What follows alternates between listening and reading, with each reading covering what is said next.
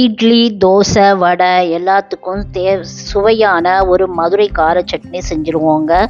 நல்லா 2 ஸ்பூன் நல்லெண்ணெயில் ஒரு 3 பூண்டு, கொஞ்சோண்டு ஒரு இன்ச்சு இஞ்சி, பச்சை மிளகாய் 2, ஒரு மீடியம் சைஸ் வெங்காயமும் சேர்த்துக்கோங்க, 2 காஞ்ச மிளகாவும் சேர்த்துக்கோங்க. நான் பின்னாடி தான் சேர்த்தேன். இதை எல்லாத்தையும் நல்லா வெங்காயம் ஒரு பிங்க் கலரில் ஆனோங்க.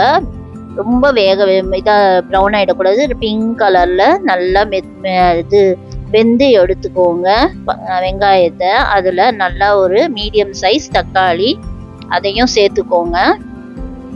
தக்காளி கொஞ்சம் மசிஞ்சு வரணும். நான் போட்டிருக்கிற தக்காளி கொஞ்சம் ராவாக இருந்ததுனால, ரொம்ப பழுக்காத தக்காளி இருந்ததுனால நான் கொஞ்சம் மூடி போட்டு வேக வச்சுருந்தேன். ஒரு கைப்பிடி கொத்தமல்லி, ஒரு கைப்பிடி புதினா இதையும் சேர்த்துக்கோங்க. அதையும் சேர்த்துட்டு நல்லா சுருண்டு வர வரைக்கும் வதக்கி எடுத்துக்கோங்க. இந்த சட்னி நல்லா காரமாக இருக்குங்க. கார விரும்பிகள் நல்லா விரும்பி சாப்பிட்லாம். இதை நீங்கள் நல்லா டைல்யூட் பண்ணி வடை மேலே, இட்லி மேலெலாம் ஊற்றி சாப்பிட்ணுங்க. அவ்வளோ சுவையாக இருக்கும். ரெட் சில்லி பவுடர் வெறும் காஷ்மீரி ரெட் சில்லி பவுடர் கலருக்காக தாங்க சேர்த்துருக்கேன். ஏற்கனவே இஞ்சியில் காரம் இருக்கும், காஞ்ச மிளகாய், பச்சை மிளகாய் எல்லாத்துலேயும் காரம் இருக்கும். அதனால் பார்த்து சேருங்க ரெட் சில்லி பவுடரை.